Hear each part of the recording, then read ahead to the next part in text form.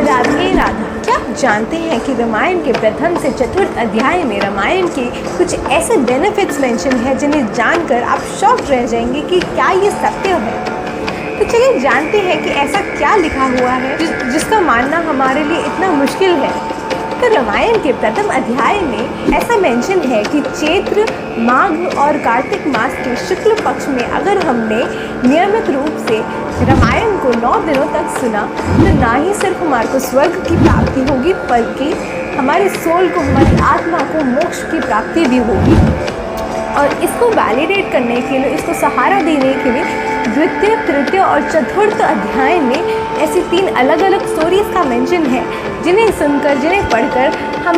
मजबूर हो जाएंगे मानने के लिए कि ये बात सत्य है। तो द्वितीय अध्याय में एक ऐसी स्टोरी का मेंशन है जहाँ पे बताया जाता है एक व्यक्ति को राक्षस के श्राप की, जिसको अगर कार्तिक मास में रामायण की स्तुति कराई जाए तो वापस वो अपने ह्यूमन फॉर्म में यानी कि अपने श्राप से मुक्त हो सकता है। और तृतीय अध्याय में मेंशन है ऐसी स्टोरी के बारे में जहाँ पे स्टोरी बताई गई है ऐसे एक कपल, ऐसे एक पति पत्नी के बारे में जो कि बहुत बड़े पापी थे और उन्होंने माघ मास में रामायण के कथा को 9 दिनों तक नियमित रूप से सुना और उन्हें भी स्वर्गवास हुआ, उनके सारे पाप मुक्त हो गए, उन्हें मोक्ष मिला।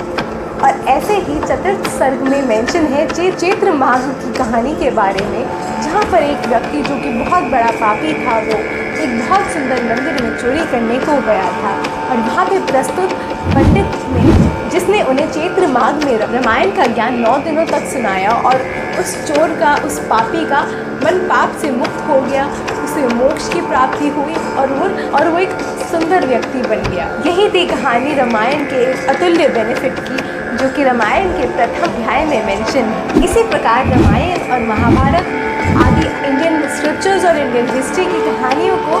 फैक्ट्स को जानने के लिए please follow and subscribe my channel and like my videos and do share these videos with your friends and family, क्योंकि यहाँ हम आप तक लाते हैं इंडियन हिस्ट्री और इंडियन स्क्रिप्चर्स से जुड़ी ऐसी अनफिल्टर्ड कहानियाँ जो कि बिना किसी एरर और एग्जैजरेशन के आप तक प्रस्तुत की जाती हैं। धन्यवाद। राधे राधा।